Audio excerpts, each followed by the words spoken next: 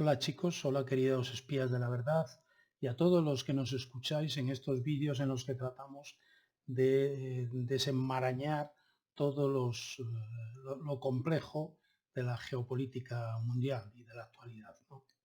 Hoy quisiera hablaros de Gabón. Gabón se suma a los países en los que recientemente se han producido golpes de Estado, como han sido Mali, Burkina Faso, Níger, y aunque este último no está incluido en los pertenecientes a la zona del Sahel, ¿qué os parece si hablamos un poco de la situación general y después ya hablamos de Gabón? La realidad es que en los últimos 4 años se han producido varios golpes de Estado en África. Repasamos algunos. Sudán. En el año 2005 se separó de su territorio Sudán del Sur, perdiendo Sudán los recursos del petróleo de la zona y un tercio de su territorio. En el año 2018 se produjo un golpe de Estado en Sudán, donde un grupo de militares derrocó al dictador Omar al-Bashir. El país estaba inmerso en una situación de estancamiento económico y relegado al ostracismo internacional, con una conflictividad interna tremenda.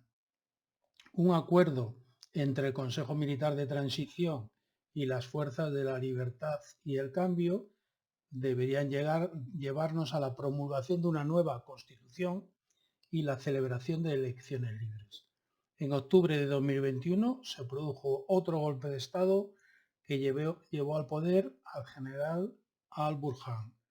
Las protestas generalizadas condujeron a relanzar el proceso de transición que condujo al estallido de un conflicto en abril de 2023 que lleva a Sudán por el camino de una guerra civil.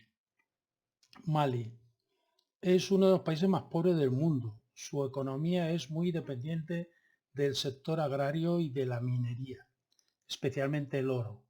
Ambos sectores constituyen el 34% de su PIB.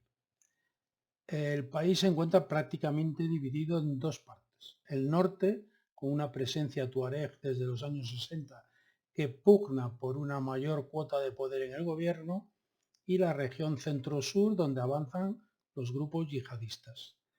Tras múltiples revueltas, el 18 de agosto de 2020, el presidente Ibrahim Keita fue derrocado por los militares. Se sometió al país a duras sanciones internacionales que fueron levantadas tras la formación de un gobierno de transición. El 24 de mayo de 2021 se produjo un nuevo golpe de Estado y asumió la presidencia el coronel Assimi Goïta. Desde entonces se han producido sanciones y se han dejado sin efecto varias veces con la promesa de una transición que no llega y que ahora se establece para el año 2024.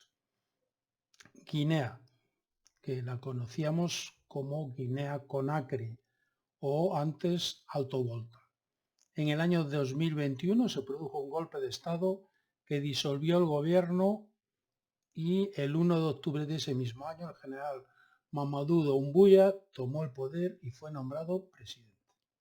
Burkina Faso se independizó de Francia en 1960. En el año 2015 se produjo un golpe de Estado contra el presidente Kafando y tras unos meses de presión internacional y de la CEDEAO, la junta militar cedió y el presidente fue restituido en su puesto. El 24 de enero de 2022 se produjo otro golpe de Estado que llevó al poder al capitán Ibrahim Traoré. Níger. El 26 de julio los militares de la Guardia Presidencial tomaron la residencia del jefe del Estado y arrestaron al mismo, Mohamed Bazoum. Tomó la presidencia del país el general Abdurrahman Tiani. Este país, se suceden las noticias, dictó la expulsión del embajador de Francia, Francia no respeta o no reconoce a la junta militar, su embajador no se ha retirado, ayer rodearon la embajada y la junta dio orden de expulsar por la fuerza al embajador. Hoy Francia ha amenazado que si expulsan a su embajador por la fuerza intervendrá militarmente. Bueno, estamos en un conflicto que puede llegar a la generación de una guerra en la zona en la que participen franceses, la CEDEAO y la propia Europa, ¿no?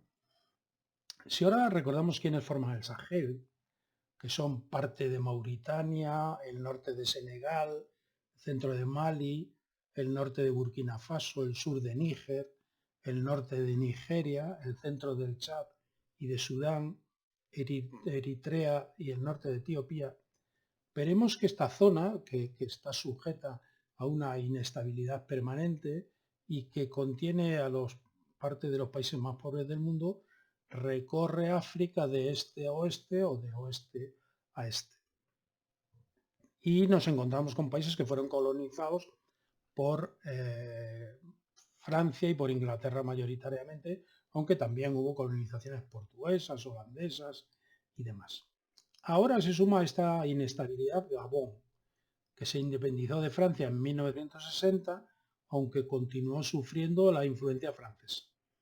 Ha estado gobernado desde 1967 hasta el 2009 por un mismo presidente, Omar Bongo. Es uno de los países más prósperos de la denominada África subsahariana, con una gran abundancia de petróleo. En agosto de 2023, hace unos días, se produjo un golpe de Estado que derrocó al gobierno y que ha llevado a que se nombre jefe del gobierno provisional al general Brice Oligui Nguema.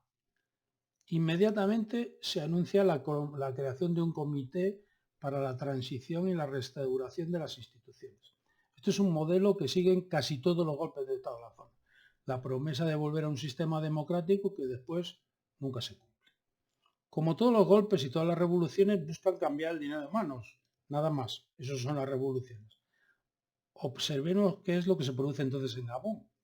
Pues se produce manganeso, hierro, uranio, atención, uranio. Francia necesita estos materiales, petróleo y pequeñas cantidades de oro y diamantes.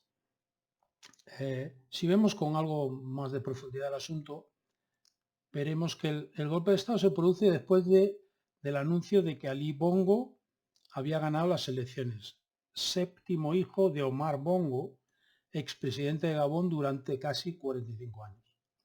Los militares acusan al presidente de alta traición, malversación, corrupción, tráfico de estupefacientes y muchos más delitos.